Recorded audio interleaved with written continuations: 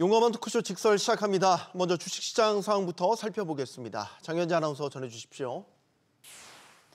이 시각 시황입니다. 국내 증시 오늘 26년 만에 코스피 상반기 최고 수익률 달성이란 기록에 도전합니다. 이런 가운데 일단 국내 증시 코스피 상승하고 있고 코스닥은 약보합권에서 움직임 보여주고 있습니다. 코스피 0.7% 오름세로 3,077포인트 기록하고 있고요.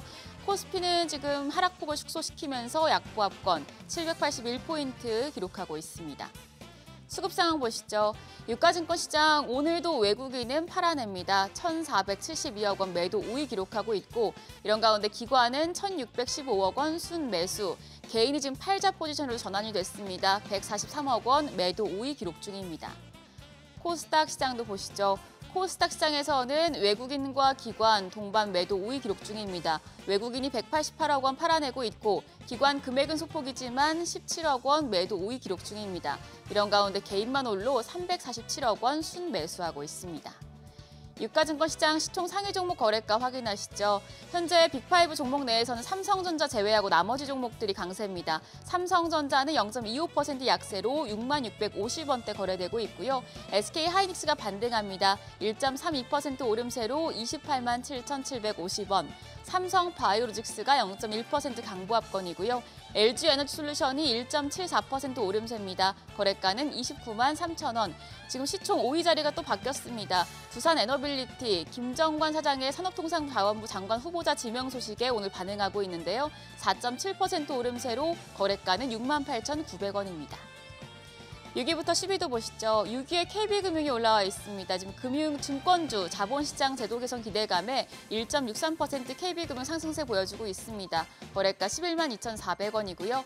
현대차가 보합권, 네이버가 오늘 반등합니다. 0.39% 오름세로 0.58% 상승폭 키우고 있습니다. 거래가 259,000원. 반면 삼성전자 우선주가 1% 가까이 내려가고 한화에어로스페이스 오늘은 3.1% 낙폭 기록합니다. 현재 거래가 862,000원으로 집계됩니다. 코스닥 시총 상위 종목 거래가도 확인하시죠. 알테오젠이 1% 넘게 하락합니다. 거래가는 376,000원이고요.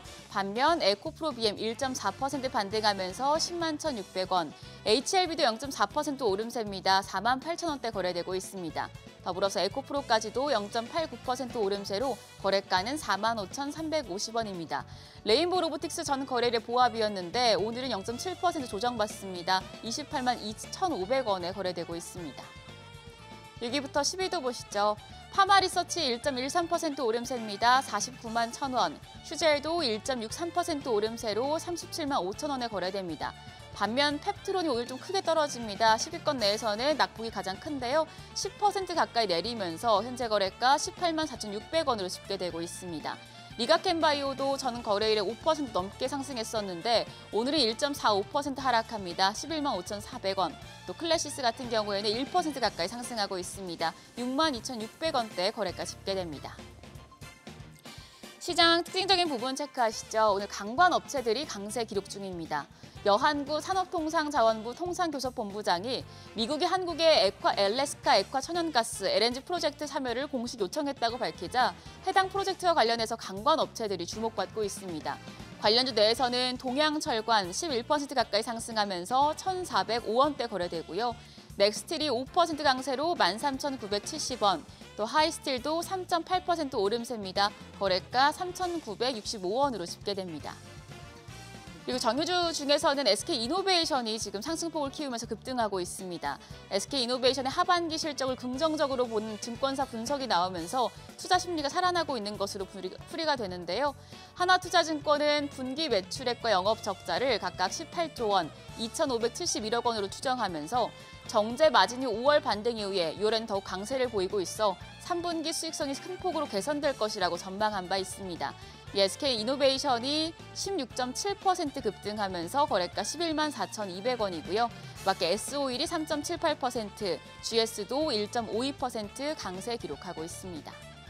외환시장 상황 보시죠. 환율은 미국의 통상정책 불확실성에 1,361원으로 상승 출발했습니다. 9시 31분 기준으로는 1,358원 40전으로 조금 내린 상태였고요. 현재는 조금 소폭 더 좀 약세를 보이고 있습니다. 1,358원 30전에 거래됩니다. 지수 다시 보시죠. 코스피 여전히 0.7%대의 오름세 3,077포인트 유지하고 있고요. 코스닥은 약보합입니다. 780포인트에서 움직임 나타냅니다. 지금 외국인들의 매도세가 이어지고 있는 가운데 코스피 반등세 보여주고 있습니다. 상반기 마지막 거래일인데 코스피 역대급 기록을 세우면서 마무리할 수 있을지 상황 조금 더 지켜보시죠. 지금까지 시장 상황 전해드렸습니다. 네, 계속해서 시장의 다양한 이슈들을 풀어보는 시장 따라잡기로 이어갑니다. 강관우 더프레미어 대표 나오셨습니다. 안녕하십니까? 안녕하십니까? 어느덧 상반기의 마지막 거래일입니다. 그렇네요. 상반기 정리를 좀 해봐야 될 것 같습니다. 하도 오랜만에 코스피가 이런 강세장이 오니까 이게 맞나 싶기도 합니다. 상반기 어떻게 보셨습니까? 상반기 아주 찬란한 상반기를 보냈네요. 우리가 지난 12월 말만 해도 참 좀 우울하고 암울하고 좀 어둡고 야, 우리 시장 어디로 가나 이렇게 했었는데 네. 연초부터 해가지고 슬금슬금 반등을 하더니 어느덧 지금 3,000선을 훌쩍 넘어가지고 이제 시장에 계신 분들은 상당히 지금 기분들이 좋으실 텐데 우리 시장이 전 세계에서 지금 1등을 하고 있습니다. 이제 코스피 기준으로는 제가 지난 금요일자를 이렇게 보니까 연초 대비해서 한 27% 정도 올라왔어요. 코스닥은 물론 거기에 대비해서는 조금 더 떨어져 있습니다만 어쨌든 코스피가 전 세계에서 1등을 할 정도로 지금 잘 하고 있다. 그러나 이제 지난주에는 미국 장, 다른 장이 조금 분전하고 있는 가운데 우리는 조금 차익 매물 때문에 내려갔잖아요. 그래서 조금 밑으로 좀 내려갔습니다만 오늘 월요일에서 다시 이렇게 외국인의 선물 매수세에 힘입어 다시 반등을 하고 있다. 그래서 참 괜찮은 시장에 들어왔다 이렇게 봅니다. 지금 미국에서 지금 S&P나 나스닥이나 연초 대비해서 보면은 5% 정도 이렇게 왔어요. 근데 지난 작년이나 재작년에 보여줬던 뭐 20% 초중반 대 수익률은 아니란 말이죠. 근데 미국이 금년에 이렇게 5%, 뭐 S&P도 그렇고 나스닥도 그렇고 이렇게 올라왔습니다만은 환율에서 작년 연말 대비해서 지금 환율이 쭉 떨어져가지고 지금 1,360원대에 와 있지 않습니까? 그것만 봐서는 환율이 또 마이너스 5%입니다. 그러니까 주식에서 지수가 5% 올라갔지만 환율은 마이너스 5%. 그러니까 서학개미들 주머니는 그냥 변동이 없는 거예요. 그 반면에 우리 시장은 지금 연초 대비해서 벌써 27%나 올라왔다. 그리고 앞으로도 조금 괜찮을 수 있다. 그래서 여러 가지 던져주는 시사점이 있을 것 같습니다. 네. 코스피가 3,100선을 돌파하기까지는 사실 외국인의 힘이 강했다면 최근에는 또 외국인의 수급이 좀 왔다 갔다 해요. 좀 매수세가 약해진 것 같기도 하고 말이죠.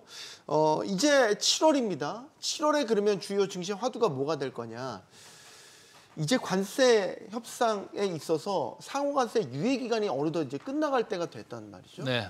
관세 유예 기간이 더 연장될지 아니면은 그 전에 타결을 지을지 그것도 아니면 이제 정말 관세 이후 정말 부과가 돼서 전쟁으로 가게 되는 건지 딱 길목에 서 있는 시점이 됐습니다. 그러니까 이게 지금 저도 모르고 우리 앵커님도 잘 모르실 거고 시장도 왔다 갔다 하고 왜냐하면 트럼프 머리에서도 계속 왔다 갔다 하는 거거든요. 그러니까 트럼프도 본인도 모르는 걸 저희가 어떻게 알겠습니까? 그래서 지금 상당한 불확실성이 시장에 계속 이렇게 상존해 있기는 합니다만은 이런 불확실성조차도 시장에서는 딛고 지금 올라와 있다. 미국 시장도 마찬가지입니다. 미국 시장도 최근까지는 연초 대비해서 거의 0% 정도 있었습니다만은 지난주에 쭉 올라오면서 이제 플러스 5%까지 갔다고 방금 제가 또 말씀을 드렸었는데 어쨌든 관세 관련된 불확실성 그리고 이게 계속 지금 연장을 할 거냐 아니면 발효가 될 거냐 이거의 이슈조차도 지금 반영하고 있는 이런 시장이다 이렇게 보고 있습니다. 물론 이제 발효를 즉각적으로 하게 한다면은 우리나라 자동차 업체나 뭐 관련되는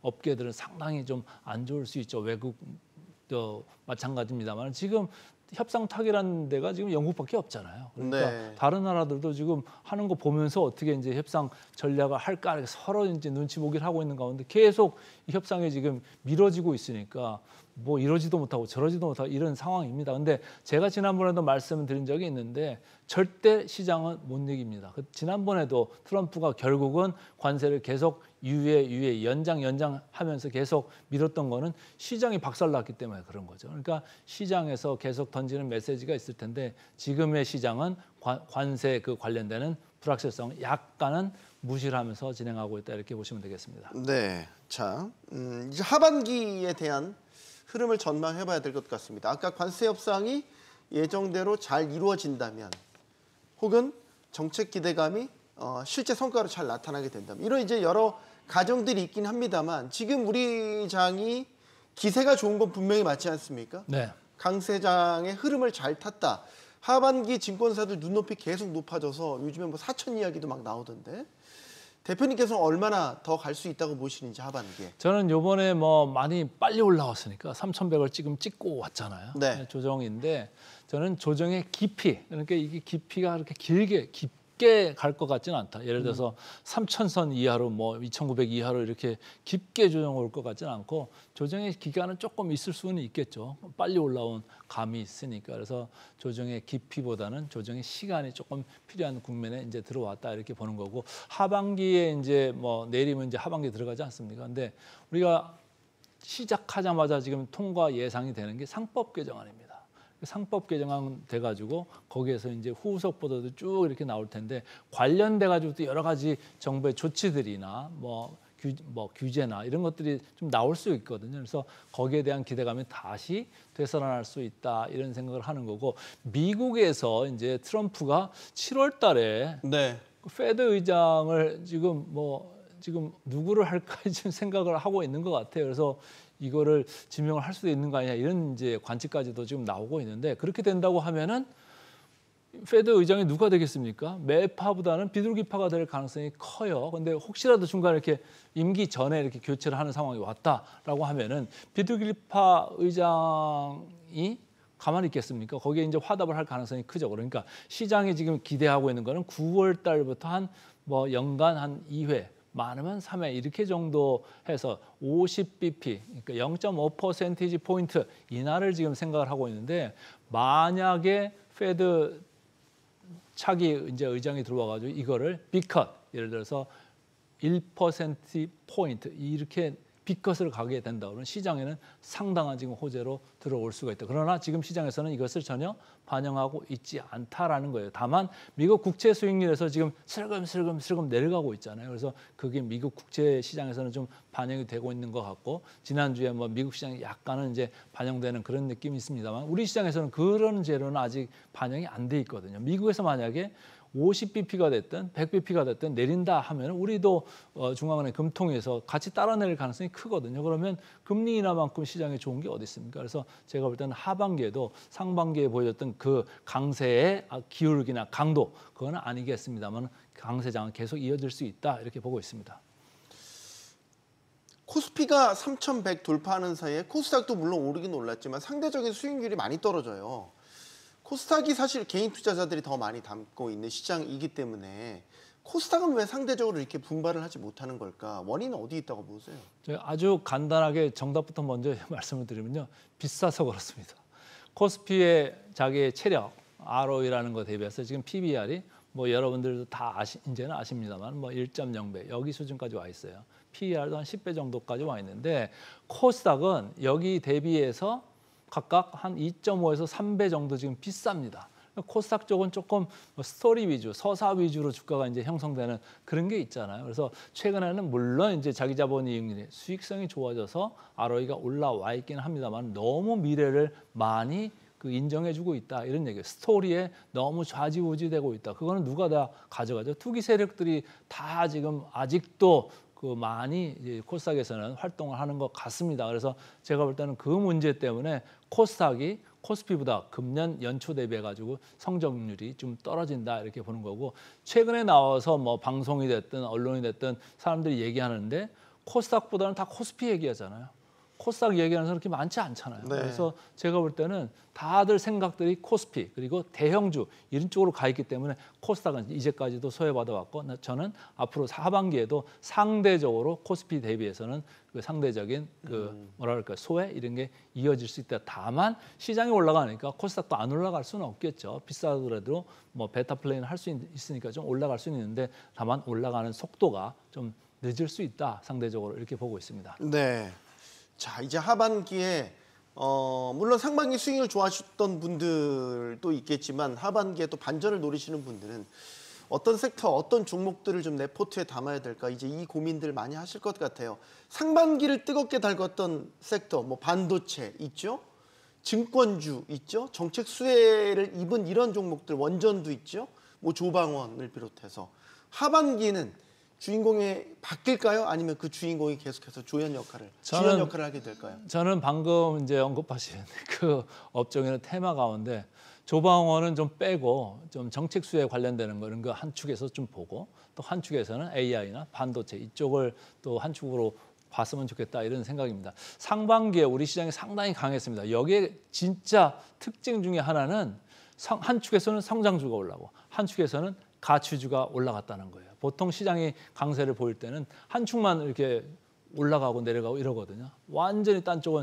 소외를 받았었는데 이제는 상법 개정안이 통과될 거다라는 이제 기대감에 그 가치주 그동안 소외돼 있고 눌려 있던 가치주까지 이제 많이 관심을 받았던 건데 저는 하반기에도 이런 정책 관련주, 상법 개정 관련주, 지배구조 개선 관련주 이쪽을 계속 보실 필요가 있다 이런 생각이고 또 한 축으로는 AI, 반도체, SK 하이닉스도 대표되잖아요. 그런데 삼성전자도 이제는 실적이 더 나빠질 수가 없는 그런 상황까지 와 있다. 그래서 두 종목이 끌고 밀고 하면서 또 올라가는 그런 느낌도 있을 수가 있어요. 그래서 양쪽 가치주, 성장주 양쪽을 다 보시면서 가는데 조방원은 제가 볼 때는 너무 많이 올라와 있고 밸류에이션이 너무너무 비싸기 때문에 스토리는 탄탄합니다만은 밸류에이션적으로 이미 목에 찼다 이렇게 보고 있습니다. 네.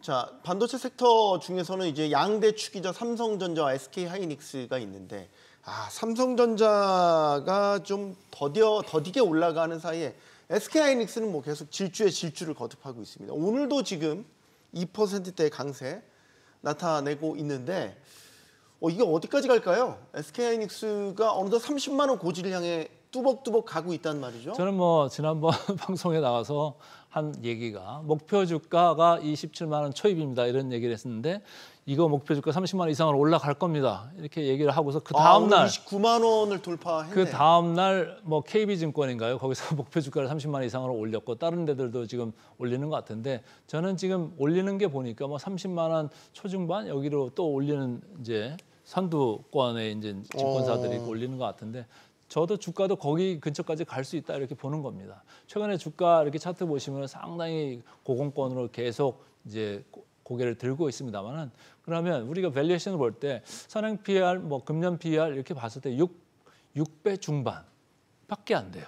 지금 마이크론이 한 13배 그 내외가 되는 거거든요. 그러니까 미국하고 우리하고 봤을 때 물론 밸류에이션 차가 있기는 합니다만은 지금 2배 정도 차이가 난다. 그리고 삼성전자가 지금 12배 정도 되는데 그거하고도 뭐 반밖에 안 된다라고 볼 때는 SK 하이닉스 계속 주도력을 가지고 주가가 올라갈 수 있다 이렇게 보는 거고요. 뭐 PBR 뭐 안정적으로 보려면 이제 PBR도 보잖아요. 1.5배 정도밖에 안 돼요. 여기가 지금 ROE가 금년에 30%가 나올 거고 내년에도 한 26%, 7% 이렇게 예상을 하고 있거든요. 근데 지금 나오는 얘기들은 어떻습니까? 지금 실적이 서프라이즈로 나올 가능성이 크다는 거잖아요. 그럼 우리가 지금 컨센서스를 보고 있는 이런 수치들이 생각보다 되게 지금 보수적으로 보고 더 올라갈 가능성이 크다고 보면 지금 네. 우리한테 보이는 밸류에이션은 약간은 위로 올라온 것 같습니다만 그조차도 더 낮아질 수 있다. 우리가 엔비디아 볼 때랑 똑같은 얘기예요. 엔비디아도 계속 저희가 얘기할 때 32배, 3배 여기 있습니다라고 하는데 주가가 이렇게 올라왔는데도 계속 32배, 3배예요. 왜일까요? 이익이 계속 올라가기 때문에요. 이 발표할 때 그러잖아요. 가이던스 계속 좋게 얘기하지 않습니까? 마이크론도 그렇고. 그러니까 우리 삼성전자, 하이닉스도 앞으로 HBM 관련돼서는 그런 일이 유사하게 발생할 수 있다. 그러니까 지금 보이는 것보다 상당히 더 낙관적으로 보셔도 괜찮겠다. 이렇게 정리하겠습니다. 네. 물 들어올 때 노저라는 말이 떠오르듯이 지금 하이닉스가 HBM이라는 호재를 가지고 지금 몇 년째죠? 계속해서 열심히 노를 젓고 있는 SK 하이닉스 주주들은 굉장히 행복한 비명 소리가 제 귀에서 지금 들리는 것 같습니다. 자동차주는 어떨까요? 이게 현대차의 이 저평가도 상당히 많이 얘기가 되고 있는데 저평가된 것 치고는 계속해서 그 페널티를 회복을 못하네요. 근데 참 이 주식이라는 게 어려운 게 이게 저평가만 됐다고 주가가 움직이질 않거든요. 뭔가 스토리도 좀 맞아 들어가야 되는데 네. 지금 아까도 우리 트럼프 관세 얘기했습니다만 이거 당장에 지금 문제가 되고 있잖아요. 네. 그리고 최근에 나온 데이터들을 보니까 뭐 한국에서 생산된 자동차 이 출하 실적이 수출 실적이 계속 지금 물량적으로 지금 떨어지고 있는 거예요. 회사가 좀 좋아지려면 물량 그러니까 이게 볼륨이 좀 늘어나야 되는데 오히려 볼륨이 내려가고 있다. 그런데 가격 인상은 못 하고 있었잖아요. 이제는 어쩔 수 없이 가격 인상에 나설 수밖에 없다 이런 얘기들을 이제 하는데 그럼 소비자가 받아들여주면 괜찮은 건데 안 받아주시고 저항한다고 하면 이게 매출에 문제가 생길 수가 있다.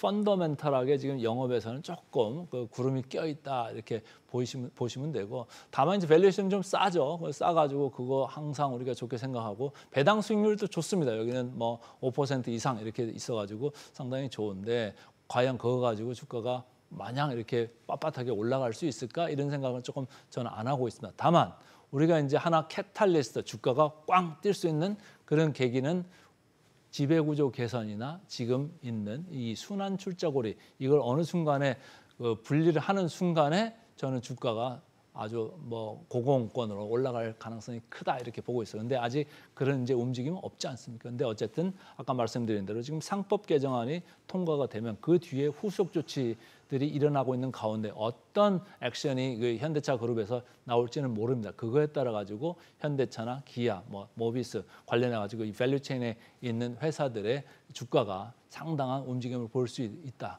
다만 지금은 조금 눌려 있는 시기다 이렇게 보시면 되겠습니다. 네. 자 이제 미국장으로 가 보도록 하죠. 미국장도 셉니다. 조금 조정 지지부진하더니 다시 한번 치고 올라가기 시작해서 지난주 마지막 거래일에서 나스닥도 그렇고 S&P 500도 그렇고요. 지금 장중에 사상 최고치까지도 경신을 했는데 하반기에 역시 미장도 좀 탄력적인 상승세 기대해 볼 수 있나요? 어떻습니까? 그냥 탄력적인 거는 모르겠고 그냥 우리 말로 시쳇말로 끄적끄적 올라갈 수는 있다 이렇게 보는 거예요. 네. 최근에 이제 주가가 다시 S&P 기준으로 6,000을 넘어가 가지고 위를 보면서 이제 가고 있습니다만 이게 엄청나게 빠른 속도로 올라가는 느낌보다는 어쨌든 계속 위로 가고 싶어 한다. 그거에는 기준금리 인하 가능성 그리고 연준 의장을 조기에 임명할 수 있다는 이런 움직임에 대한 이제 기대가 이제 반영되고 있는 거 아닌가 이런 생각을 해요.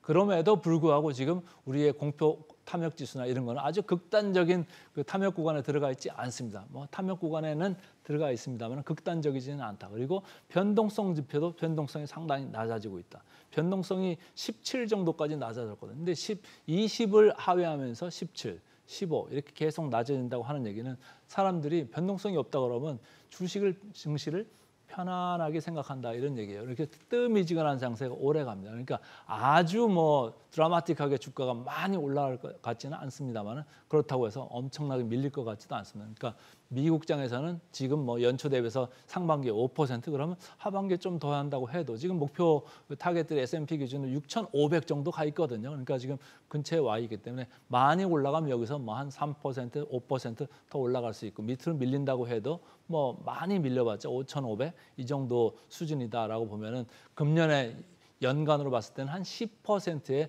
리턴을 기대할 수 있는 시장입니다. 다만 서학개미들에 있어서는 입장이 좀 다르죠. 서학개미들은 지금 벌써 금년 연초 대비해서 아까 제가 말씀드린 대로 환율에서 벌써 마이너스 5%를 지금 손해를 봤다 이렇게 보는 거예요. 그러니까 여기서 추가적으로 5%가 더 하반기에 올라갈 수 있다 쳐도 금년 하반기에 환율이 어떻게 될 건지가 상당히 관건인데 저는 1,350원대를 좀 하회하면서 1,300대 초반대를 슬금슬금 계속 내려갈 수가 있다 이런 걸 보고 있습니다. 지금 미국 달러화 지수가 110을 친 이후에 100까지 와가지고 좀 그 눈치를 보다가 지금 97까지 다시 내려왔습니다. 최근에 미국 국채 10년물 금리도 계속 이렇게 내려가고 있지 않습니까? 미국에서 기준금리를 인하를 하면은 달러화가 더 약세 국면으로 갈 수 있다. 그렇다고 하면 지금 달러화 지수 97에서 지금 95 여기까지도 밀릴 수 있다라고 보면은 우리 환율은 1,350원대가 아니고 1,300 초반대로 내려갈 수 있다. 그렇다고 보면은 우리 시장은 좋죠. 상당히 좋고 다만 서학개미가 이제 임하고 있는 미국 시장은 좀 덜 향유할 수 있다. 그렇기 때문에 저는 얼른 곡장으로 점점 차익하시고 돌아오시는 게 어떤가 말씀드리고 있습니다. 네. 그러면 하반기 미장의 리더는 여전히 엔비디아가 될까요? 엔비디아가 좀 이리저리 내놨다가 다시 이제 힘을 내더니 어느덧 시총 이리저리도 다시 그러니까 엔비디아 시총 보니까 제가 계산해 보니까 우리나라 코스피에 2배 정도 돼요. 그 한 종목 단일 종목이. 대단하다. 네. 우리 코스닥이 한 13배 정도 되더라고요. 그래서 대단하다 이렇게 생각을 하는데 엔비디아 아까 말씀드렸습니다만 실적도 좋고 가이던스도 계속 좋게 나오고 있고 뭐 AI 없으면 요새 뭐 말이 안 되는 이런 세상이 돼 버렸습니다. 그래서 저는 뭐 AI를 계속 좋아라 생각하고 있고 지난번에 이제 테슬라하고 견주어가지고 그러면 반도체로 대변되는 이쪽을 볼 거냐 아니면 뭐 테슬라 이쪽을 볼 거냐 서학개미들의 관심이 상당히 높지 않습니까? 근데 저는 지속적으로 말씀드리는 게 AI 반도체 뭐 엔비디아가 됐든 마이크론이 됐든 AMD가 됐든 이쪽을 보시는 게 좋고 물론 이제 마이크론이 상대적으로 상당히 싼 가격이 있어서 제가 마이크론을 강조를 많이 드렸습니다만은 반도체를 한 축으로 좀 보셔라 이런 얘기가 오히려 테슬라 같이 이렇게 좀 고공권에 있고 밸류에이션이 너무너무 비싼 쪽은 조금씩 피하시는 게 좋지 않을까 이렇게 계속 말씀을 드리겠습니다. 네, 시장 따라잡기 여기서 마무리하겠습니다. 더 프리미어 강관훈 대표와 함께했습니다. 고맙습니다. 맞습니다.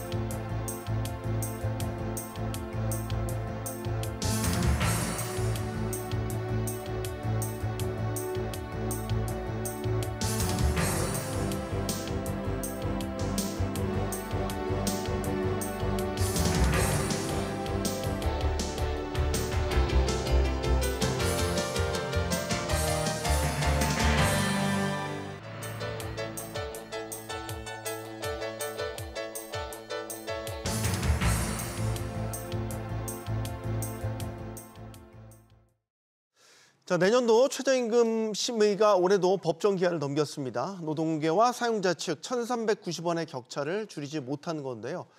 매번 이유도 같습니다. 노동계는 물가가 오른 만큼 시간당 최저임금을 올려야 한다. 사용자 측은 경제가 어려우니까 동결해야 된다라는 거죠. 매번 같은 이유로 파행을 겪는 최저임금 결정 구조를 이대로 둬도 되는지 고민해 봐야 될 시점인 것 같습니다. 한편 정부가 이 3개월만 일해도 퇴직금을 지급하는 방안을 추진하는 것으로 알려지면서 또 다른 갈등도 예고되고 있습니다. 노사가 상생할 수 있는 방법은 없을지 지금부터 이야기 나눠보죠. 함께해 주실 분들 소개해드리겠습니다. 일하는 시민연구소 김종진 소장 나오셨고요. 자유기업원의 고광용 정책실장, 한국 소상공인정책 포럼 이승훈 대표 나오셨습니다. 안녕하십니까? 안녕하세요. 안녕하세요. 안녕하세요. 용감한 토크쇼 직설은 SBS BG 뉴스 앱과 유튜브에서 실시간으로 시청이 가능합니다. 네, 당초 11,500원을 제시했던 노동계는 2차 수정안에서 11,460원으로 소폭 낮췄습니다. 경영계는 동결을 주장했다가 또 1,070원으로 소폭 높였습니다. 자, 이렇게 되면 2차 수정안에서 일단은 간극이 좀 좁혀졌습니다. 어떤 의미를 부여할 수 있을지 먼저 좀 듣겠습니다, 소장님. 예, 그 최저임금위원회가 이제 6차까지 진행이 됐거든요. 네. 근데 노사양 위원이 처음에 경영계 위원은 이제 동결했었고 노동계에서는 이제 1,500원 남짓 이제 14.7% 인상을 했는데 이 수정안을 보면 이제 재밌습니다. 노동계는 이제 40원 정도 내려갔고 네. 경영계는 이제 40원 정도 올라간 겁니다. 그러니까 어떤 양측의 합리적인 이 최저임금 인상과 이 등폭에 대해서 논의한 게 아니라 경영계에서 1, 20원 올리면 이제 노동계는 네. 1, 20원 내리고 그래서 사실상 현재 지금 6차까지 진행된 것은 최저임금 논의라기보다는 양측에서 사실은 밀당한 거 아니냐 이렇게 볼 수 있고 이번 주 다음 주에 진행되는 이제 7차, 8차에 진검승부가 이루어지는 거죠. 그래서 사실은 간극이 좁혀졌다기보다는 서로 이제 한번 어느 정도 최저임금 인상과 인하에 대해서 논의를 한 건지 이제 시작했다고 볼 수 있습니다. 네. 늘린 것만큼 빼고 이게 어떻게 보면 조금 유치하지만 뭐 일종의 명분 싸움 같기도 하고요. 먼저 얘기 듣겠습니다.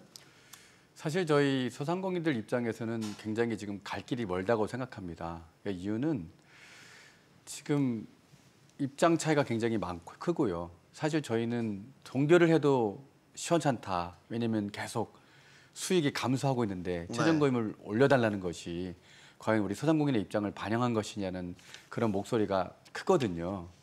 그래서 상당히 지금 이 부분에 대해서는 참 할 말 하안이죠. 네. 사실 이제 작년에 이제 논의를 통해서 올해 최저임금 처음으로 10,000원을 넘은 상태인 거고 이런 상태에서 이제 노동계와 또 사용자 측 언제나 그렇긴 하지만 또 이게 간극이 상당히 컸단 말이죠. 어쨌든 좁혀가긴 합니다. 좁혀가긴 해요. 예.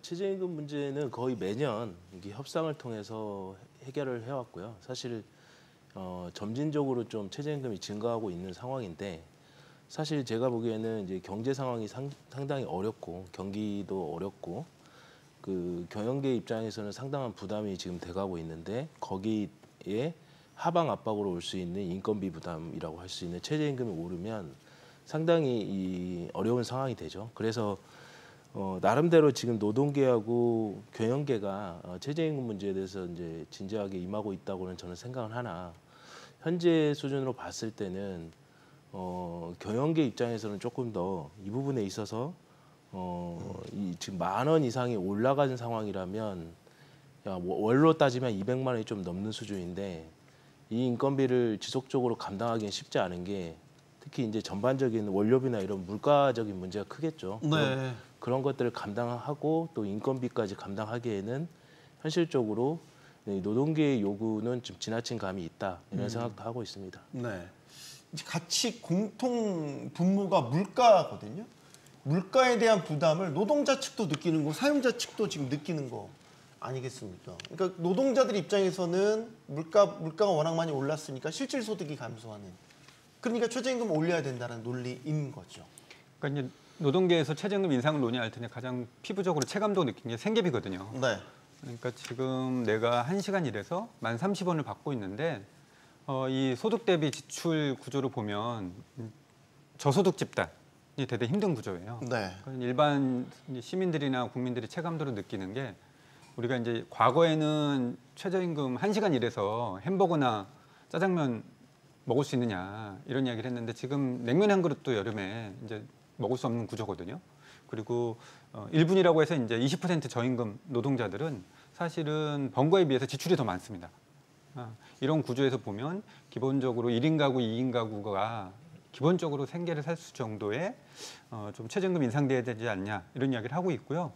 우리가 이제 많다고 이야기를 하는 경영계 소상공인도 이해를 하지만 독일이 이제 최근에 이제 최저임금 결정했거든요. 24,000원대에서 22,000원, 23,000원대로 독일은 이제 2년을 연속 결정합니다. 우리는 1년만 결정을 하는데. 네. 23,000원이요? 예, 많이 올렸네요. 내년 22,000원, 내후년에 23,000원대. 단계별로. 예, 그래서 8.4%, 5% 이렇게 이제 올린 거거든요. 우리는 1년만 결정을 하는데 독일은 이제 2년씩 결정을 합니다. 그래서 보면 그럼 독일이 우리보다 이제 경제 GDP나 이 대국이라고 하더라도 네. 최저임금 2배 정도 차이가 날 정도로 우리가 GDP 10위의 국가인데 이런 걸 고려하면 전 세계 선진국의 경제 수준 그리고 우리나라의 생계비 그리고 GDP를 고려한다면 적어도 노동계가 요구하는 14.7%는 미치지 못한다 하더라도 지난 10년 동안에 평균 올랐던 5%에서 7% 저는 좀 올라야 되지 않느냐라는 이야기도 할 수 있습니다. 5에서 7% 정도 인상 정도. 소상공인 생각은 많이 다르죠? 그렇죠.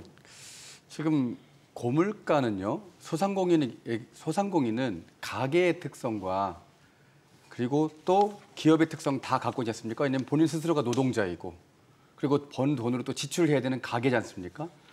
양쪽 측면을 다 가지고 있다 보니까 노동자들이 받는 물가 압박, 물가 상승에 대한 부담감, 플러스 기업이 느끼는 이 물가 상승, 원가 상승에 대한 부담감을 둘 다 받기 때문에 누구보다 이 고물가 상황은 소상공인에게 고통스럽습니다. 예, 좀 전에 그 독일 사례를 말씀을 주셨는데 네. 같은 이제 사례를 가지고 얘기를 하면 독일은 사실 유럽에서도 세계에서도 인정하는 제조 강국입니다. 고용에서의 제조업이 차지하는 비중이 전 세계 최고 수준이거든요. 그렇고 또 더욱이 이 소상공인은 제가 알기로 지금 한 6%에서 7% 정도의 비중입니다. 대한민국은 지금 사실 제조업의 이제 이 위협 이상이 많이 추락했고요. 일부 제외하고 일부 산업 제외하고 그리고 소상공인의 비율이 지금 23%를 상회하고 있습니다. 그러니까 경제 구조가 자체가 다른데 그것을 수평 비교하는 것은 조금 과하다 이렇게 좀 말씀드리고 싶습니다. 네. 자, 중소기업 전문 민간 연구 기관이죠. 파이터치 연구원에 따르면요. 최저임금을 올리게 되면 정규직보다 비정규직의 근로시간이 줄어든다. 이런 연구 결과를 낸 바가 있습니다. 일하는 시간이 줄어든다라는 건 결국 소득 감소로 이어진다라는 건데 이게 어떻게 보면 최저임금을 인상하는 게 많이 올리면 올릴수록 노동자들이 좋을 것 같지만 꼭 그렇지도 않다라는 역설적인 부분을 보여주는 거 아닌가요? 예, 저도 그렇게 생각하고 있고요. 최저임금이 올랐을 때 통계적으로 또 경제학적으로도 미국에서의 분석 결과 그리고 네. 우리나라에서도 사실 전체 노동자의 소득 감소로 이어지기보다는 정확하게 말씀드리면 최저임금 인상이 되면 그 저임금 또 시간제 노동자의 일자리 숫자가 줄어들거나 소득이 감소되는 그런 연구 결과가 있고요. 파이터치 연구원에서도 그런 맥락에서 접근을 하는 동일한 결과라고 저는 보여지고요. 그래서 이 최저임금이 사실은 저임금 노동자들한테 유리한 대책으로 생각하지만 실제 도입했을 때 제2, 제3의 효과를 보면 오히려 거꾸로 저임금 비정규직 노동자들이 폐해가 되는 그런 영향을 끼칠 수 있다는 걸 봐야 된다. 저는 이렇게 생각합니다. 네. 어떻게 보세요, 소장님? 지금 이 파이터치 연구원이 작년에도 최저임금이 인상되면 14만 개 일자리가 줄고 이게 과속화되면 고용률이 3에서 5% 등락폭도 있다고 얘기를 했거든요. 근데 실제 그러냐? 이제 그렇지 않거든요. 지금 4년 동안 우리 고용률이 67%에서 69%까지 올랐어요. 지난 3년 동안. 네. 그럼 파이터치 작년에 연구에서 우리가 최저임금이 1.7% 올랐는데 올해 1030원으로 그럼 올해 고용률이 줄어야 될 거 아니에요. 근데 고용률이 증가했어요. 첫 번째는. 두 번째로 이 파이터치 연구원에서 이 비정규직이 구체적으로 뭔지 밝히질 않아요. 풀타임 기간제 계약직인지 시간제 근로자인지. 그래서 일반적으로는 이 최저임금 인상할 때 이 자료를 객관적으로 보면 한 2일 정도 월 근로일수가 줄습니다. 비정규직이. 당연히 이제 근로일수가 이제 줄으니까 이제 시간이 감소하긴 하거든요. 네. 그래서 이제 임금 부담에 따라서 기업이 시간제로 전환한 건지 아니면 40시간 일하는 계약직을 2시간 줄여서 38시간으로 한 건지 이건 좀 꼼꼼히 따져봐야 되긴 합니다. 어쨌든 이 자료만 그대로 보면 비정규직 근로자가 더 근로시간이 줄어서 임금 소득 감소가 일어났다 이렇게 얘기를 하고 있는데 오히려 초단시간 노동자 등 시간제가 많이 일어나서 여타의 임금 소득이 감소한 걸로 이 자료는 볼 수 있죠. 네. 결국에는 비용 부담, 임금 부담이 높아지면 높아질수록 일자리가 줄어들 여지, 근로 시간이 줄어들 여지가 있고 그 타격은 정규직보다는 비정규직이 더 심하게 받는다라는 게 연구소의 연구 결과란 말이죠. 소상공인들 입장에서도 계속 임금 비용 이런 인건비 부담이 올라가게 되면 거기에 따른 이제 대응을 하죠. 그렇죠. 예를 들면 무인화라든지 맞습니다. 2명 고용할 거 1명으로 줄인다라든지 이런 식으로 이제 대응을 하는 게 현실인 거죠. 현실이죠. 일단은 이 소상공인과 이 그 최저임금 인상 역설 또 이제 주휴수당의 역설을 살펴보면 소상공인들이 가장 많이 고용하는 근로자가 사실 단시간 근로자거든요. 네. 예. 15시간 미만이니까 14시간 근로자를 주로 사용하지 않습니까? 그런데 이렇게 되면 이 근로자 입장에서의 고용의 질이 더 떨어지는 겁니다. 일자리의 질이 더 떨어집니다. 일례로 들어드리겠습니다. 지난 2018년, 2019년 사이에 이 대학생 20대 아르바이트들이 많이 경험한 일인데요. 최저임금이 갑자기 10%씩 두 번 2년 연속으로 10% 이상 올렸습니다. 근데 사실은 그때 이슈가 됐던 거는 주휴수당이었어요. 최저임금이 오르는 것도 오르는 건데 주휴수당이라는 존재가 갑자기 서로 인식하지 못하다가 20%의 주휴수당을 더 받을 수 있는 법적 권리가 있었는데 우리가 모르고 있었네라는 게 이슈가 돼서 그래서 대학생들이 이제 주휴수당을 요구하기 시작했고 그로 인해서 갑자기 총 이제 인건비가 거의 40~50%가 오르게 된 결과가 나온 거죠. 자, 생각해 보십시오. 그전에는 대학생들이 월 100만 원을 벌기 위해서 한 곳의 편의점에서 한 30시간 정도, 주 30시간 정도 일하고 100만 원을 벌었습니다. 근데 이 최저임금 이슈가 한 2년 정도 벌어지면서 이제 100만 원을 벌기 위해서 두 곳, 세 곳의 편의점과 쪼개기 알바. 카페에서 쪼개기 알바를 하는 거죠. 자, 그러면 그렇게 쪼개기 알바하는 게 대학생 입장에서 이동거리도 있고 구직 활동도 더 많이 해야 되고, 예, 노동의 편의라는 측면에서는 굉장히 약화된 것이죠. 그러니까 우리가 이 노동으로 인한 수익도 굉장히 중요하지만 노동의 편의성, 특히 단시간 근로자 입장에서는 이 20대 근로자 입장에서는 노동의 편의성 부분을 우리가 간과해서는 안 됩니다. 기업 입장에서도 좀 큰 단위로 물론 판단을 하시겠지만 전반적인 임금 비용이 올라가게 되면 거기에 따른 구조조정은 어느 정도는 계속 불가피하다 이렇게 봐야 됩니까? 지금 상당히 문제가 되고 있는 청년 일자리라고 좀 말씀을 드리면 어쨌든 최저임금의 하방 압박, 인건비 압박이 커지고 네. 또 현재 지금 경제가 안 좋고 여러 가지 이제 그 수출이나 이런 게 또 어려워지면 어쨌든 그 신규 채용에 대해서 상당히 지금 자제하고 있는 상황이거든요. 뭐 물론 최저임금만의 문제는 아닐 거고요. 물가 상승과 여러 가지에서 소비 위축도 있고 이러한 어려운 경제 상황에서 기업 입장에서 대응은 지금 현재 경력직 채용 위주로 많이 하고 있잖아요. 신규 채용 물량이 굉장히 줄어들었잖아요. 그러니까 다만 이렇게 이제 단시간 노동자에게도 영향을 끼치고 실제 기업에서는 청년 신규 일자리 채용도 상당히 영향을 미치고 있어서 그런 부분에 있어서 조금 조심스럽게 접근할 필요도 있다는 생각을 하게 됩니다. 네. 자, 지금 정부가 그 주휴수당과 관련해서 15시간 지금 기준 15시간 이상 근무를 하는 이제 근로자에게 지급하도록 돼 있죠. 이거를 이제 15시간 미만 일하는 이제 근로자에게도 주휴수당, 연차 유급 휴가를 주는 방안. 그래서 이제 법을 뭐 개정하게 되겠죠. 이걸 검토하는 것으로 알려졌단 말이에요. 중요한 건 이거를 감당할 수 있겠냐라는 거죠. 소상공인을 비롯한 시장에서 말이죠. 지금 현행 이제 근로기준법에서 대표적으로 5인 미만 사업장과 15시간 미만 초단시간 근로자라고 그러는데요. 여기에는 법률을 모두 적용하지 않고 일부만 적용하는데 대표적으로 초단시간, 즉 15시간 미만은 사회보험 의무 가입 대상이 아닙니다. 대표적으로 고용보험을 가입하지 않아도 돼요. 네. 그리고 주휴수당을 지급하지 않아도 됩니다. 네. 또 이제 말씀하신 대로 연차 휴가 의무가 아니죠. 그래서 이제 현 정부가 새 정부가 출범하면서 초단시간 근로자 규모가 140만 가까이 되니 이게 이제 적은 규모가 아니잖아요. 수원시 네. 인구보다도 더 많으니까. 그래서 볼 때 어떤 정책부터 먼저 해줘야 사각지대에 좀 취약성을 줄일 수 있을까. 이제 검토한 것이 연차 휴가인데 이건 풀타임 노동자를 전제로 하기보다는 시간에 비례해서 그러니까 이제 절반 미만 일하니까 연차도 한 절반 정도 이렇게 이야기가 나온 것 같고 그 다음에 이제 말씀하신 대로 이제 주휴수당 지급하고 사회보험 문제가 이제 되는 것 같습니다. 그래서 주휴수당을 이제 지급하게 되면 이제 자영 소상공인들이 부담이 있겠죠. 네. 왜냐하면 일주일 7일 중에 6일을 일할 수 있고 1일은 우리가 주 5일제니까 하루에 주휴 쉬는 대신 시급을 주는 하루치 하루치를 이제 주는 받는 거죠. 거니까요. 네. 그래서 소상공인은 부담이 좀 있을 것 같아요. 그래서 아마 구체적인 건 나와봐야 되겠지만 정부가 주휴수당부터 지급을 먼저 할지 단계적으로 연차나 사회보험부터 할지인지 모르겠지만 주휴수당은 노동계에서도 이건 이제 현실화 이야기는 있습니다. 주휴수당이 이제 글로벌 스탠다드 전 세계 기준은 아니니까 주휴수당은 폐지하고 최저임금이나 급여체계 개편하면서 이렇게 하게 되면 이 문제는 조금 향후에 개편 여지가 있을 것 같고요.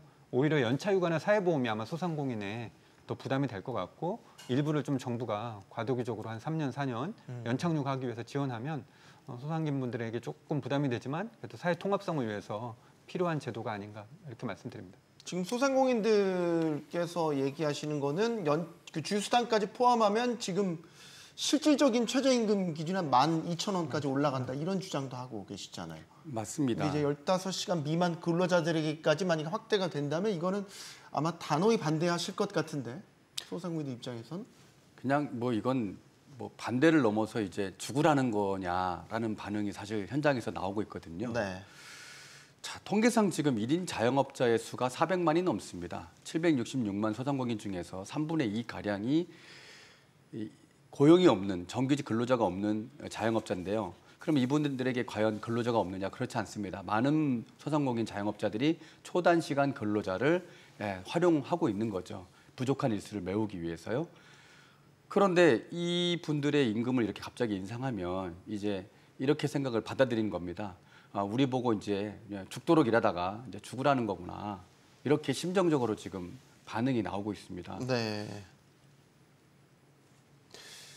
지난 그 전원회의에서 업종별로 차등 지급하는 최저임금 차등 지급하는 논의 결국 무산이 됐습니다. 이것도 소상공인들이 좀 주장했던 부분인 건데 이것도 지금 무산이 됐거든요.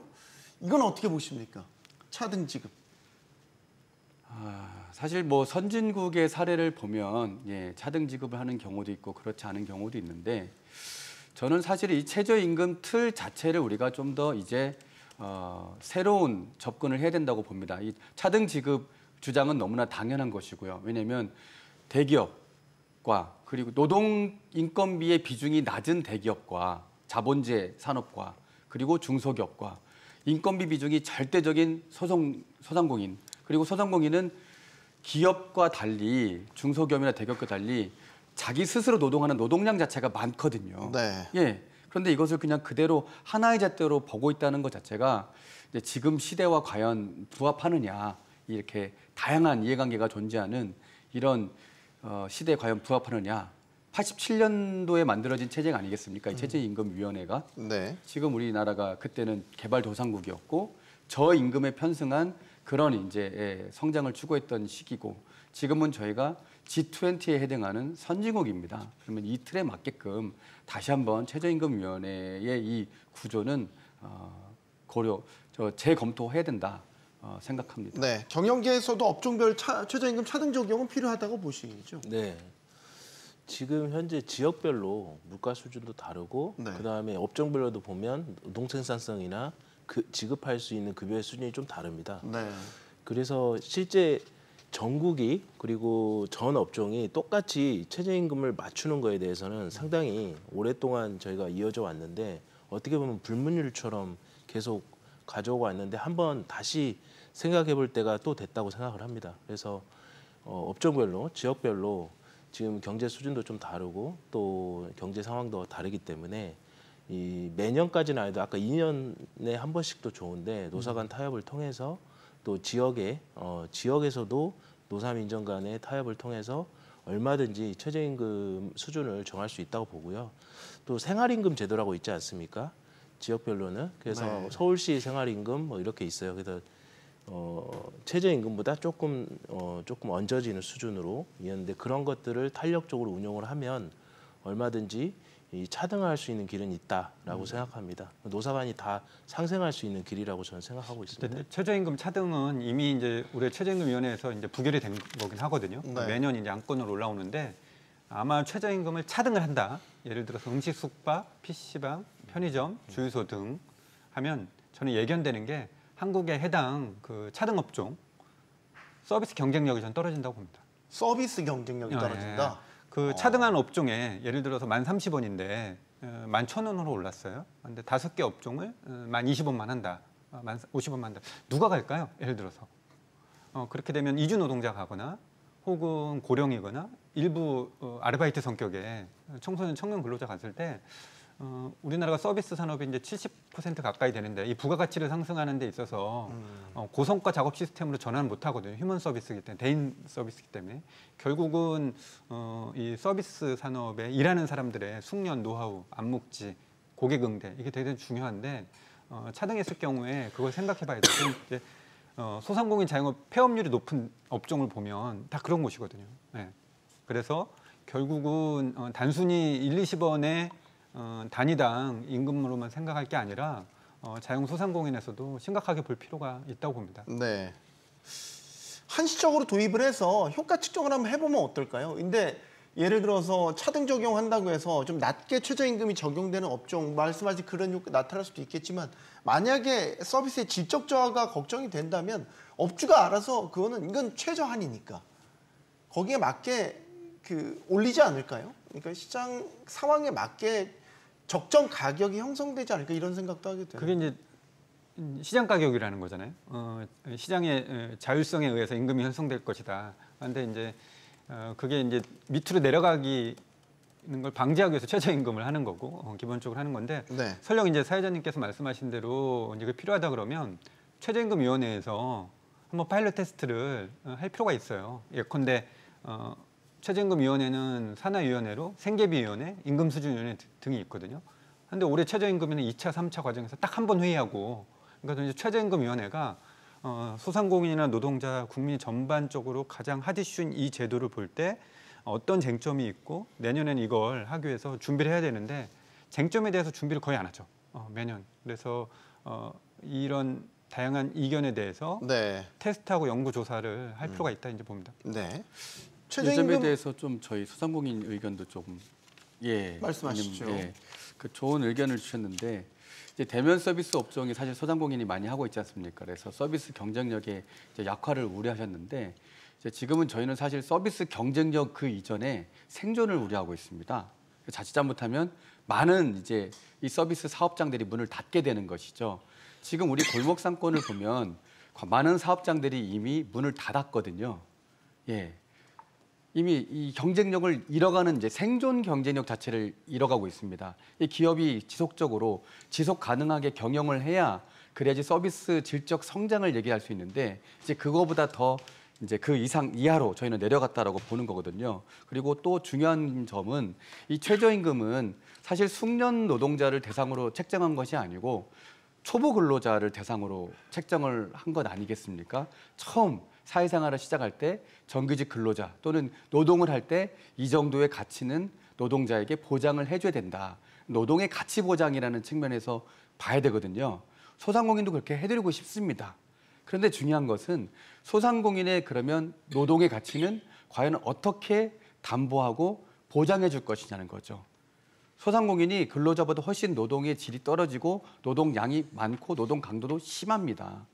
그런 측면에서 소상공인의 노동에 대한 보상 측면이 이제는 사회적으로 노인이 될 때가 되었다라고 저희는 생각하는 거죠. 그래서 정부에서 이번에 추경에서도 부담경감 소상공인 자영업에서 1조 5천억 원을 지원하고 있고 비즈 플러스를 해서 1,300억 그리고 택배 배송 2,030억에서 약 2조 지금 긴급 추경 편성한 거거든요. 네.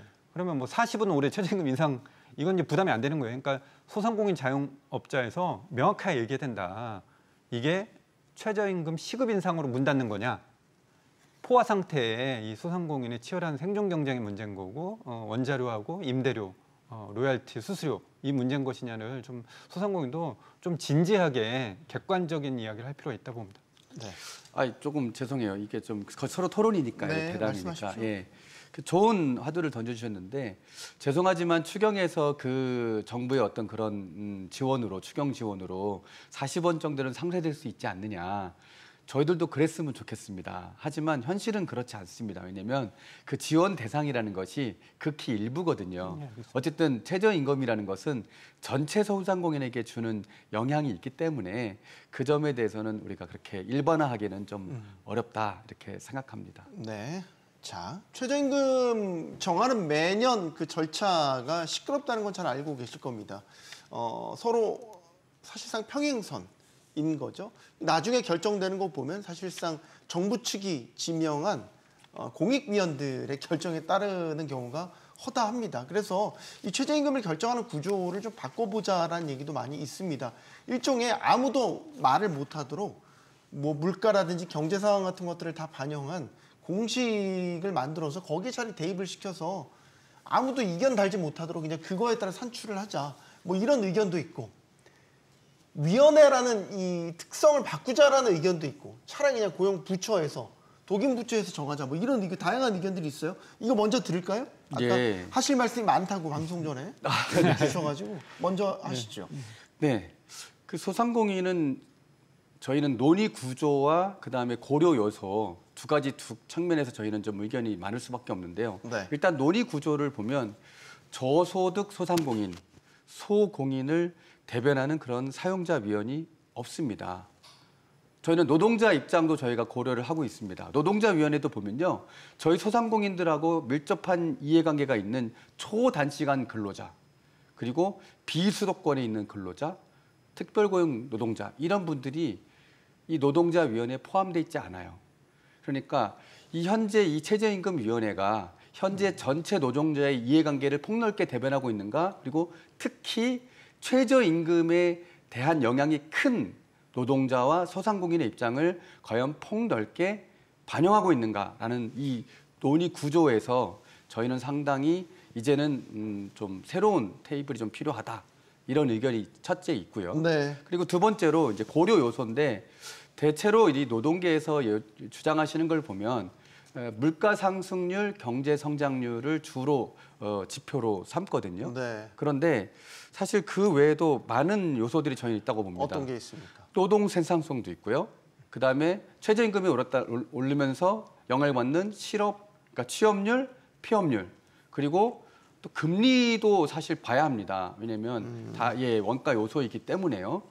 노동자도 금리 지출이 있고 소상공인도 금리 지출이 있기 때문에. 그럼 환율도 봐야 되겠네요. 환율도 그거는 또 사실 좀 환율까지는 저희는 제가 좀 너무 나갔나요? 네, 그거는 뭐 저희 소상공인 입장에서는 환율까지는 조금, 경영계 입장은 모르겠습니다만 대기업이나 중견기업 정도는. 근데 저희 소상공인은 환율의 영향은 좀 적게 받는 편입니다. 그래서 일단 이런 지표까지도 좀 더 우리가 함께 봐야 되고, 또 도시별로도 주거비가 다르고 그렇지 않습니까?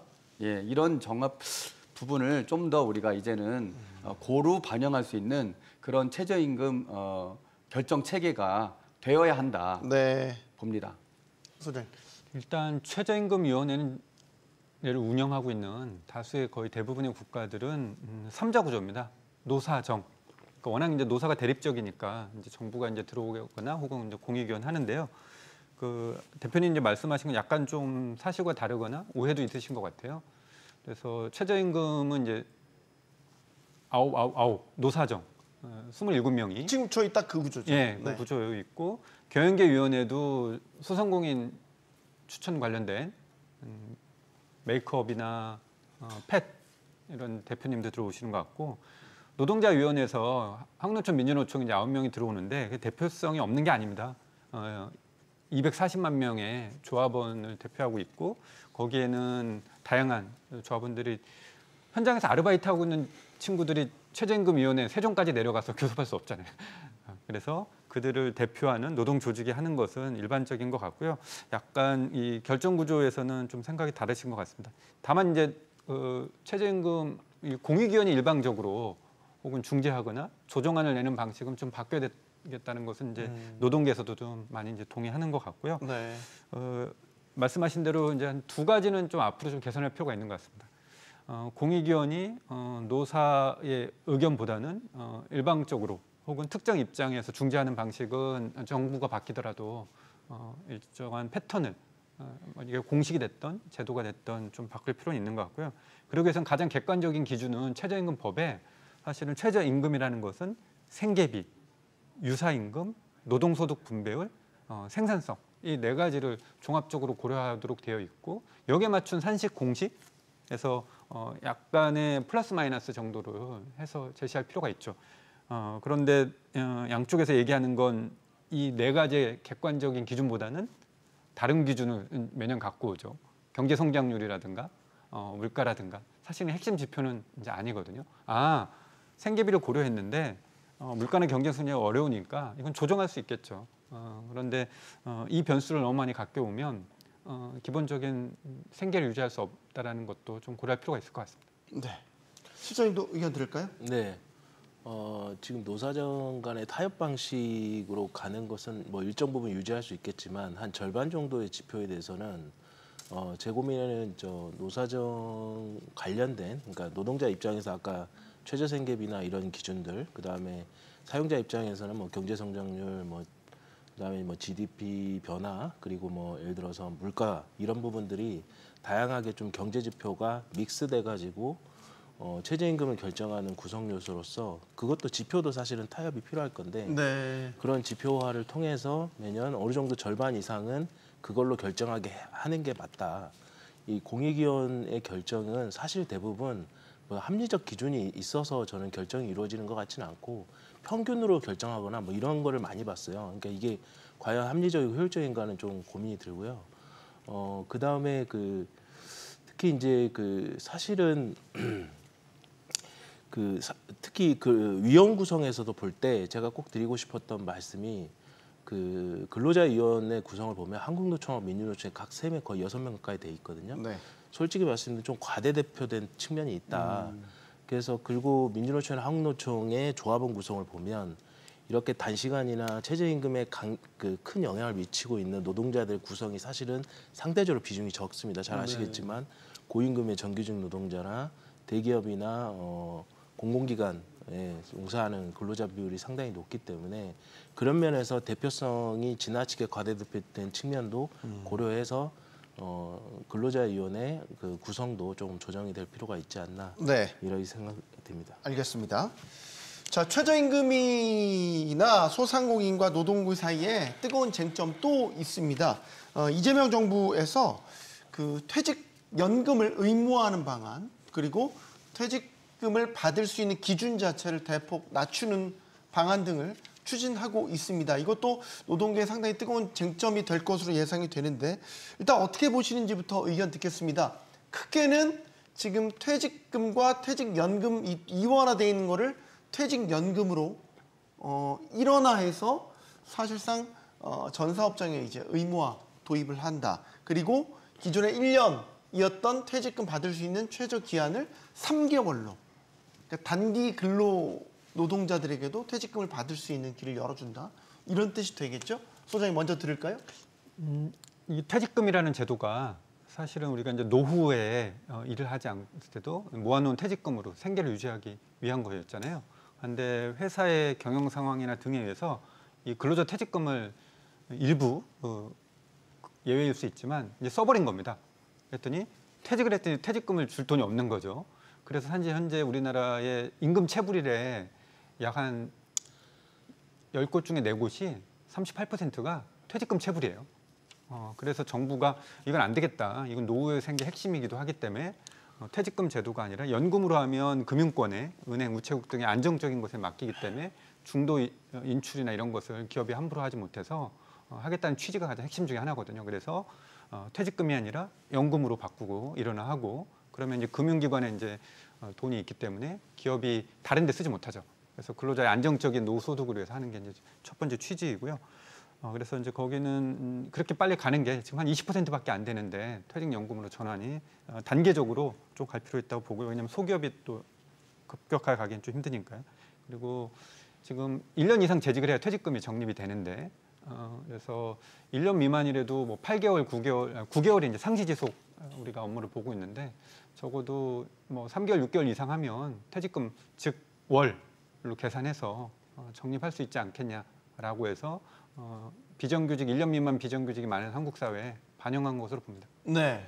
근데 이게 또 어쨌든 비용 부담이란 말이죠. 예. 특히 이제 퇴직금 받을 수 있는 기준을 3개월로 낮추게 되면은 사실 단기 근로자들한테도 퇴직금을 줘야 된다라는 얘기인데 기업들이 동의하지 않을 것 같은데.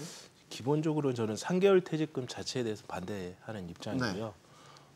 현재 국가별로 봤을 때도 미국 같은 경우는 퇴직금에 대한 법적 규정은 없습니다. 노사 간에 자율적으로 하고 물론 사업장들이 하는 데는 꽤 있습니다만은. 네.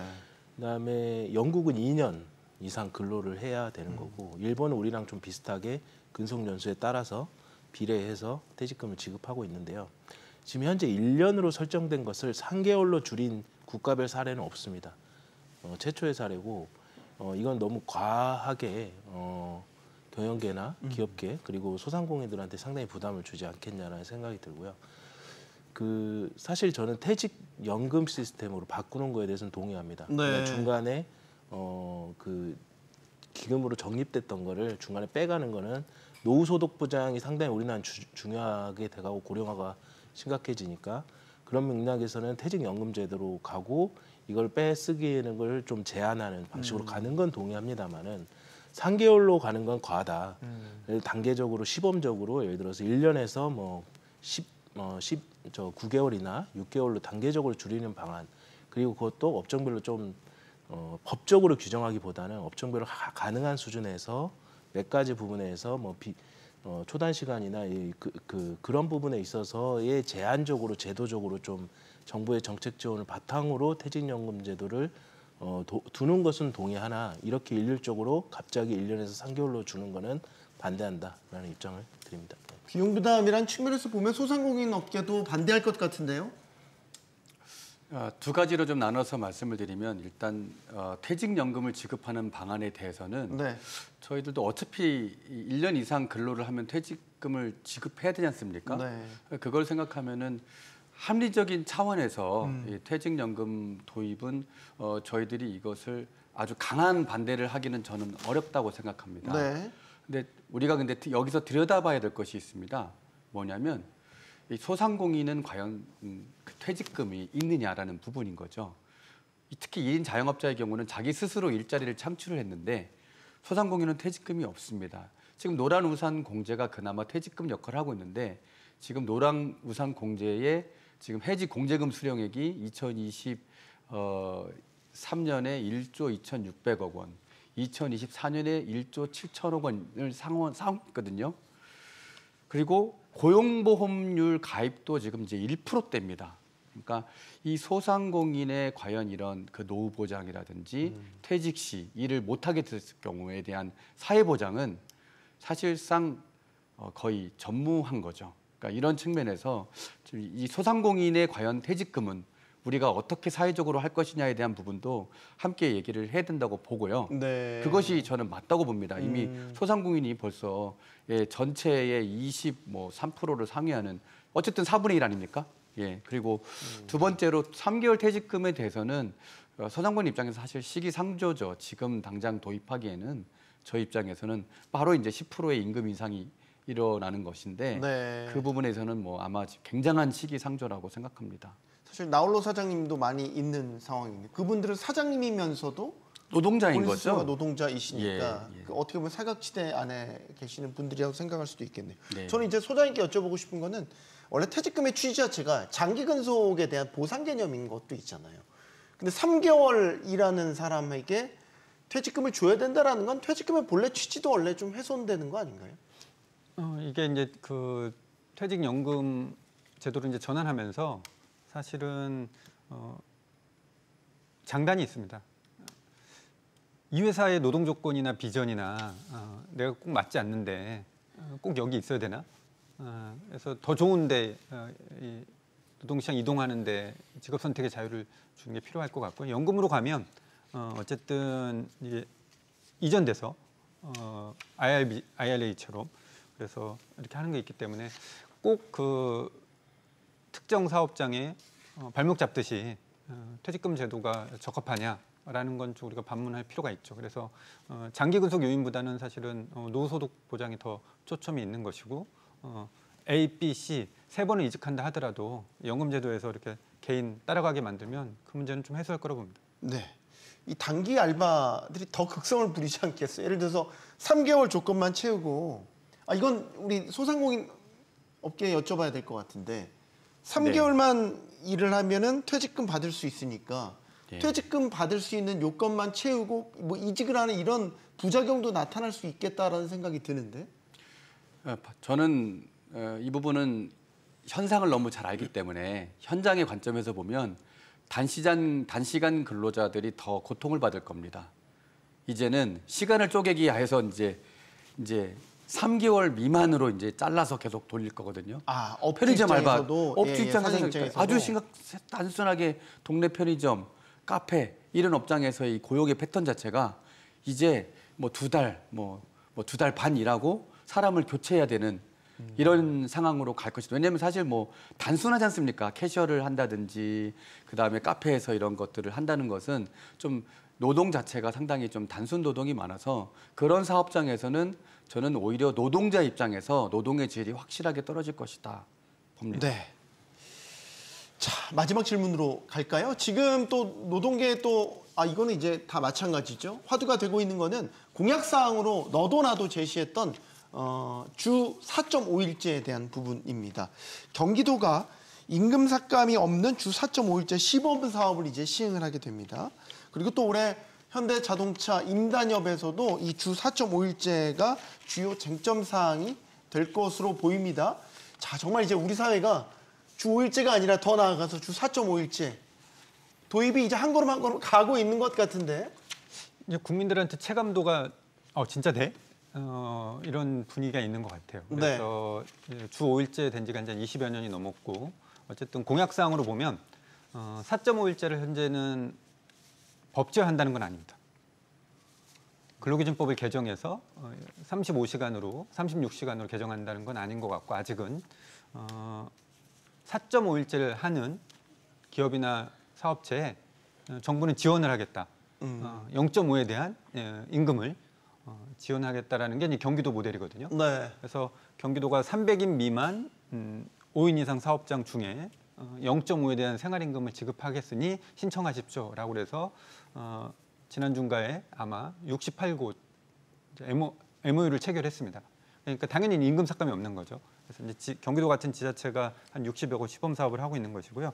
아마 이재명 대통령 대선 공약이 추진된다면 지역이나 사업장 규모별로 해서 신청을 받거나 업종 대상으로 해서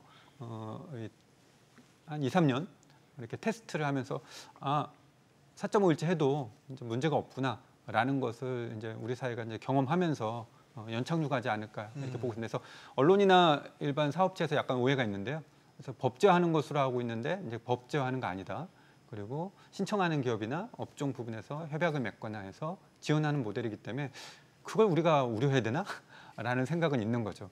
그래서 이게 잘 연착륙돼서 시민 서비스나 기업의 생산력, 생산성에 저하가 없다면 이제 그 다음에 아마 사회적 논의를 통해서 논의한다고 했기 때문에 우리가 좀 지켜봐야 될 문제라고 봅니다. 핵심은 그거 아니에요? 임금 삭감 없는 주 4.5일제. 그렇죠. 노동계에서 이제 그걸 요구하고 있는 건데. 네. 근데 소장님 지금은 경기도 시범 사업이긴 하지만 이게 전국 단위로 확산되거나 이렇게 된다면 이거는 재정 부담도 분명히 있을 것 같고. 당연합니다. 그 임금 삭감 없는 그 주 4.5일제 혹은 그 근로시간 감축 문제는 사실 현실성이 좀 떨어지는 부분이라고 생각을 하고요. 네. 또 주 4.5일제를 도입하면 임금을 삭감하기 어려울지라도 인건비 부담은 당연히 늘어날 수밖에 없습니다. 네. 그 근무 안 하는 시간만큼 기업에서는 그 당연히 그만큼의 고용을 하든 추가적인 근로시간을 그만큼의 비용을 지급해야 되기 때문입니다. 그래서 지금 현재 그렇지 않습니까? 매 주 4일은 1시간씩 근무를 줄이고 그리고 그 금요일 날 오전에 다시 한번 말씀드리겠습니다. 죄송합니다. 주 4일 동안은 1시간씩 더 일하고 금요일 날은 오전 근무만 하고 퇴근한다. 이런 개념인데 사실은 그 1시간씩 덜 일하는 부분이나 더 많이 일하지만 그 많이 일한 만큼 초과 근무 시간에 대한 급여를 줘야 되는 거고 또 금요일 날 오전에 끝나는 거에 대한 생산성 감소도 지금 반영이 안 돼 있는 얘기고요.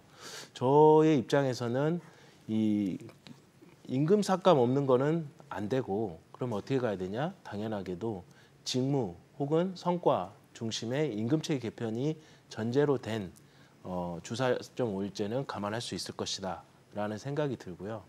그리고 이 생산성이 여전히 세계적으로 지금 떨어져 있는 상황에서 주 4일제나 4.5일제 근로시간 감축 논의는 상당히 시기상조고 지금 현재 주 52시간도 적용되지 않는 다양한 제2, 3차 노동시장에 노동자들을 위한 그들의 현실적인 대책이나 방안들이 더 필요한 상황이다 이렇게 생각하고 있습니다. 네, 대표님 의견 듣겠습니다. 주 4.5일제 좀 되면 좋겠습니다. 저희 소상공인도. 예. 그러나 갈 길에 저는 멀다고 생각합니다. 네. 왜냐하면 지금 우리 사회가 지금 굉장한 저성장의 늪에 빠져 있습니다. 예. 올해 이제 조금 성장률이 높아져서 이제 1%대인데 그 1%대의 사실 상당수는 누가 차지하고 있냐면 이제 대기업이 차지하고 있는 거죠. 성장의 대부분은. 그리고 하방을 할수록 중소기업, 소상공인, 1인 창업자 이렇게 내려올수록 여기서는 마이너스 성장을 하고 있습니다. 그러니까 전체적으로 봤을 때 이 성장의 열매를 누리고 있는 곳은 아주 극히 일부이고 네. 절대 다수는 현재 쇠락하고 있고 성장이 하락하고 있다라는 걸로 현재 현장이 그렇지 않습니까? 실물 경제가. 그걸 봤을 때 4.5일제로 해서 고용이 노동 이렇게 그런 부분을 임금 상권 없이 하면 참 좋겠지만 이게 과연 현재 현실적으로 가능하겠느냐라는 측면은 우리가 정말 사회적으로 폭넓은 논의를 해야 된다고 그렇게 생각합니다. 노동계의 저는 요구 자체는 굉장히 저는 좋지만 그런 측면에서 좀 더 우리가 폭넓게 포용사회의 측면에서 많이 봐야 된다 이렇게 봅니다.